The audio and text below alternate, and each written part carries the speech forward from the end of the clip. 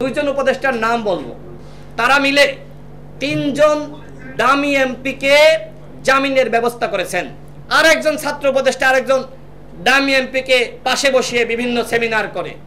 আমরা প্রধান উপদেষ্টার ভূমিকা নিয়ে কোনো প্রশ্ন তুলতে চাচ্ছি না, কিন্তু এই যে উপদেষ্টা পরিষদে আওয়ামী লীগের দোসররা রয়েছে, তাদের নিয়ে আমাদের প্রশ্ন রয়েছে, দেশের জনগণের প্রশ্ন রয়েছে। আমি মাননীয় প্রধান উপদেষ্টার কাছে প্রশ্ন করছি যে তিনি কেন এই উপদেষ্টা পরিষদের সংস্কার করছেন না। তিনি নিজেই বলেছেন যে তাড়াহুড়া করে আমরা যথেষ্ট ব্যক্তিদের মাধ্যমে উপদেষ্টা পরিষদ গঠনের সুযোগটা পাইনি, সময়টা পাইনি। এখন তো সময়টা আছে। দেশের জনগণ সবাই রাষ্ট্র সংস্কার চায়, গণহত্যার বিচার চায়। সুতরাং এই যে জনগণের ম্যান্ডেট, এই ম্যান্ডেট কাজে লাগিয়ে তিনি যোগ্যতা সম্পন্ন ব্যক্তিদের মাধ্যমে এই উপদেষ্টা পরিষদ পুনর্গঠন করতে পারেন। দুইজন উপদেষ্টার নাম বলবো। দুইজন উপদেষ্টা। বসুন্ধরা ডায়াপেন্ট এখন আরো উন্নত। এই hot air through top sheet দ্রুত শোষণ করে সোনামণিকে দেয় কোমল অনুভূতি। একজন হলেন আদিলুর রহমান শুভ্র, আর একজন হলেন আমাদের রেজনা আপা।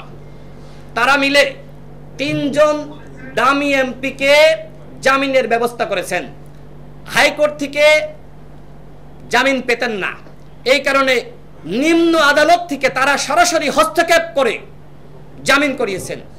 দুইজন উপদেষ্টা, একজন হলেন জনাব আদিলুর রহমান শুভ্র, আর একজন আমাদের রেজনা আপা। এর মধ্যে একজন দামি এমপি স্বয়ং ঝিনাইদহের। আপনারা খোঁজ দিয়ে দেখেন, গোয়েন্দা সংস্থা আছে, আমাদের প্রশাসন আছে, সবাই জানে, এমনকি সরকারের অন্যান্য উপদেষ্টারাও জানে। তো আমাদের এই যে উপদেষ্টারা যদি আওয়ামী লীগের পুনর্বাসন করে, আওয়ামী লীগের দামি এমপিদের আশ্রয় প্রশ্রয় দেয়, তাহলে কিভাবে আওয়ামী লীগকে আপনারা নিষিদ্ধ করবেন? এমনকি আর একজন ছাত্র উপদেষ্টা আরেকজন দামি এমপিকে পাশে বসিয়ে বিভিন্ন সেমিনার করে, বিভিন্ন অনুষ্ঠান করে। তো আপনারা একদিকে মানে আওয়ামী লীগের দামি এমপিদের আশ্রয় প্রশ্রয় দিবেন, অন্যদিকে আওয়ামী লীগের নিষিদ্ধ চাইবেন, এটি কি হতে পারে?